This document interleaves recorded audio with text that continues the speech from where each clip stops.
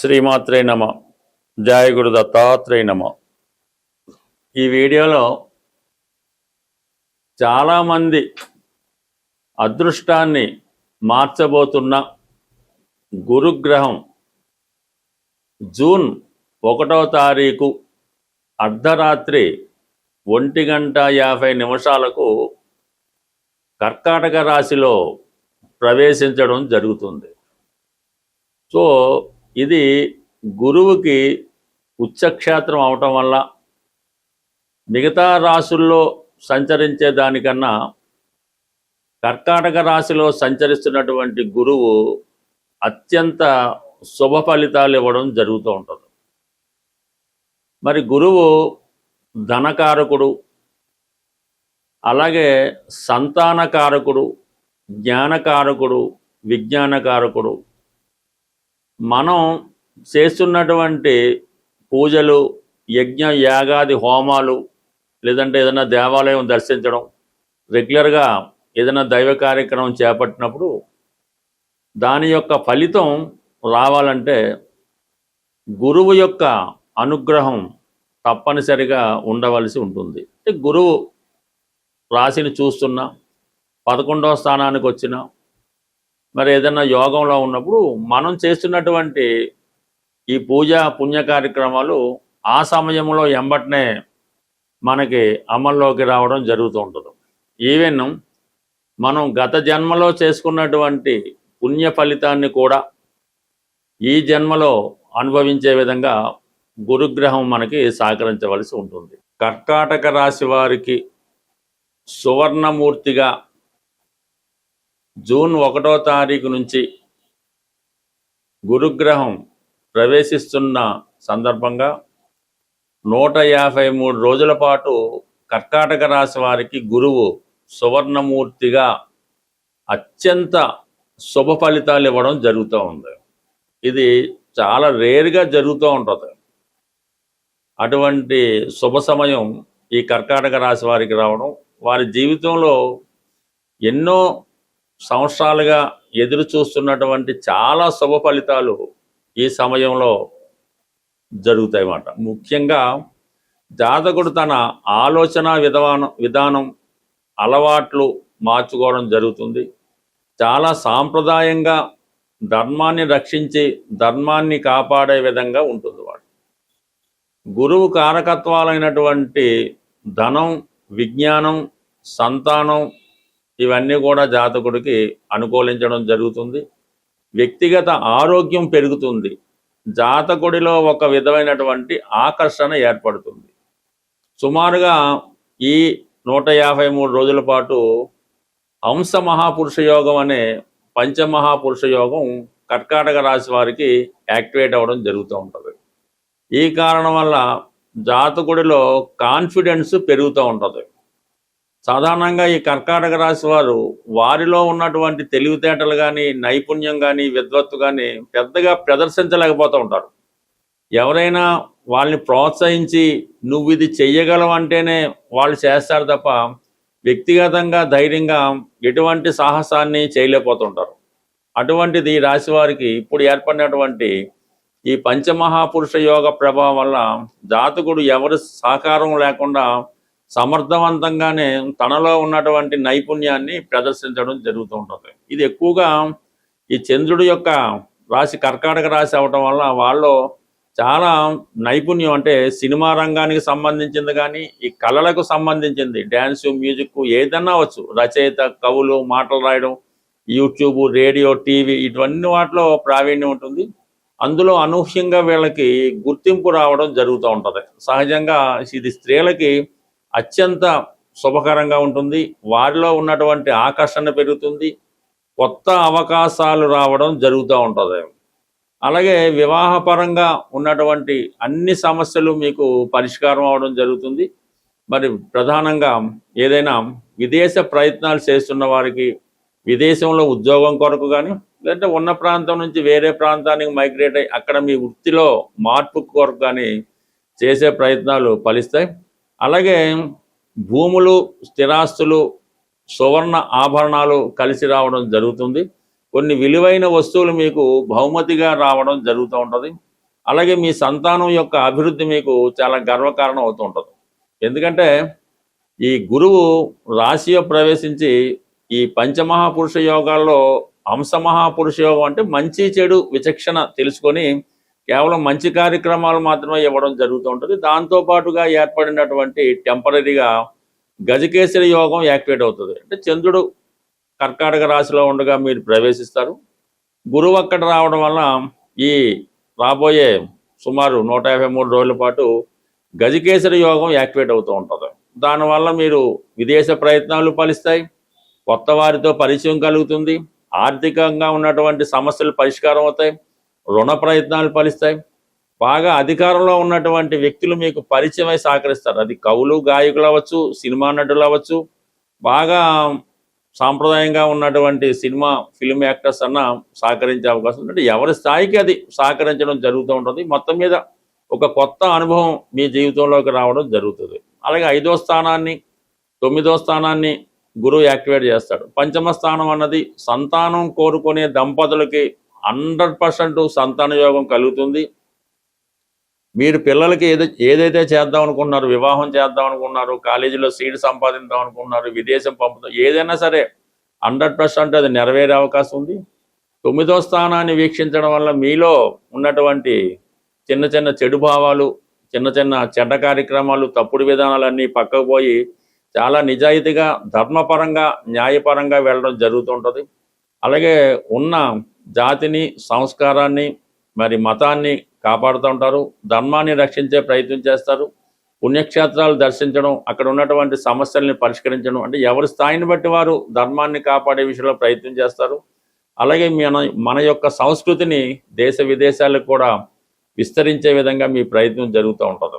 అలాగే 7వ స్థానాన్ని శుభపరచడం వల్ల మరి వివాహ సంబంధించిన చాలా సమస్యలు సాల్వ్ అవుతాయి. బట్ ఏదైనా ఈ కర్కాటక రాశి వారికి జీవితంలో అత్యంత శుభకమైన టైం ఈ రాబోయే 158 రోజులు. బట్ దీనికి తగు విధంగా పరిహారం కూడా చేయించుకుంటే మరింత గురువు మీకు సహకరించి మీ జీవితాన్ని అదృష్టం వైపు మార్చే అవకాశం ఉంది. ముఖ్యంగా ఎవరైతే విదేశంలో ఉద్యోగం కొరకు ప్రయత్నం చేస్తున్నారో కంపల్సరిగా ఆ ప్రయత్నం ఈ సమయంలో నెరవేరే అవకాశం ఉంటుంది.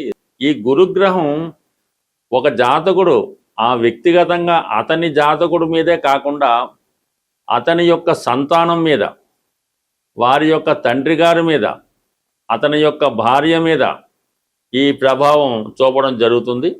అలాగే మొత్తం ఆర్థిక వ్యవస్థ, జాతకుడి యొక్క ధన ఆదాయం కానీ, వ్యయం కానీ, ఇవన్నీ కూడా గురుగ్రహ అనుగ్రహం ఉంటేనే జాతకుడు పొందగలుగుతూ ఉంటాడు. అందుకని ఈ గురుగ్రహం మార్పు కోసం మరి చాలామంది ఎదురు చూస్తూ ఉంటారు.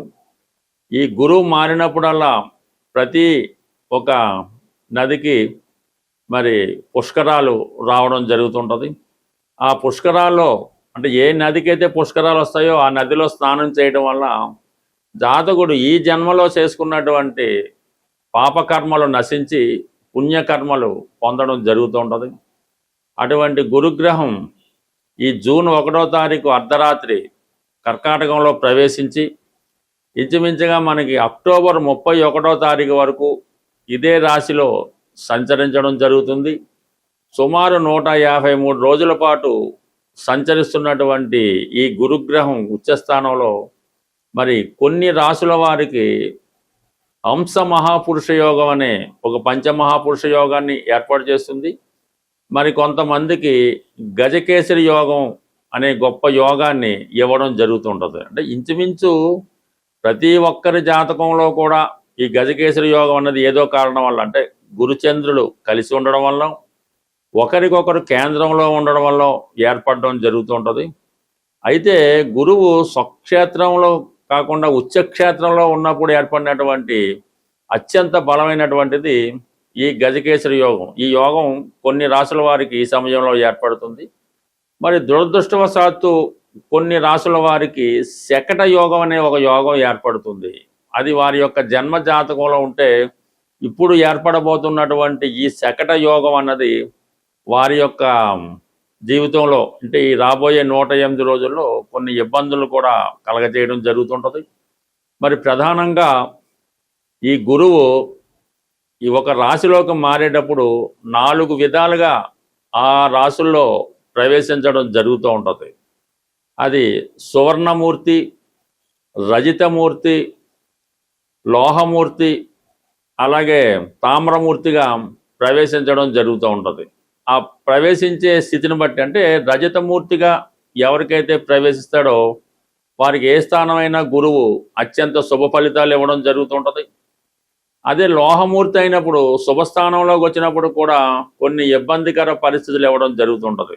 మరి ఈ వీడియోలో మనం ఈ గురువు యొక్క మార్పు ఏ రాశి వారికి అఖండ యోగాన్ని ఇవ్వబోతుంది, మరి లోహమూర్తిగా, తామ్రమూర్తిగా, రజతమూర్తిగా ఏ రాశుల వారిని అదృష్టం వరించబోతుంది అన్న విషయాన్ని చాలా డీటెయిల్గా తెలుసుకునే ప్రయత్నం మన వీడియో చేద్దాం. అలాగే ప్రతి ఒక్క రాశి వారికి కూడా ఏ పరిహారం చేసుకుంటే మరి ఈ అదృష్టం కలిసి వస్తుంది, లేదంటే దురదృష్టం నుంచి బయటపడవచ్చు అన్న విషయాన్ని మనం ఈ వీడియోలో తెలుసుకుందాం. ఏదైనా గురుగ్రహం అనుగ్రహం అంటే ఇప్పుడు గురువు మార్పు వచ్చినప్పుడు కొన్ని రాశుల వారికి సంతాన లాభం కలుగుతుంది, కొన్ని రాశుల వారికి వివాహం జరుగుతుంది, కొన్ని రాశుల వారికి ఉద్యోగం ఏర్పడుతుంది. మరి నాడీ శాస్త్ర ప్రకారం గురువే జీవకారకుడు కాబట్టి గురువును ఆధారం చేసుకునే ఈ నాడీ శాస్త్ర ప్రకారం జాతక విశ్లేషణ చేయడం జరుగుతూ ఉంటుంది. కాబట్టి మరి ఎవరైతే ఈ శాస్త్రం మీద నమ్మకం ఉన్నారో వాళ్ళు ఈ వీడియోని జాగ్రత్తగా పరిశీలించి తగు పరిహారం చేసుకుంటే గురువు తప్పకుండా వారి యొక్క కోరికని నెరవేర్చడం జరుగుతుంది.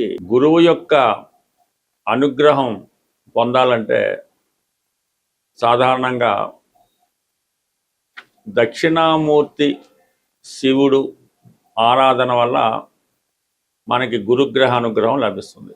లేదు మీకు విద్య నేర్పిన గురువు, తల్లి తండ్రి వారి సేవ చేయడం వల్ల కూడా గురువు మీకు మంచి ఫలితాలు ఇవ్వడం జరుగుతుంది.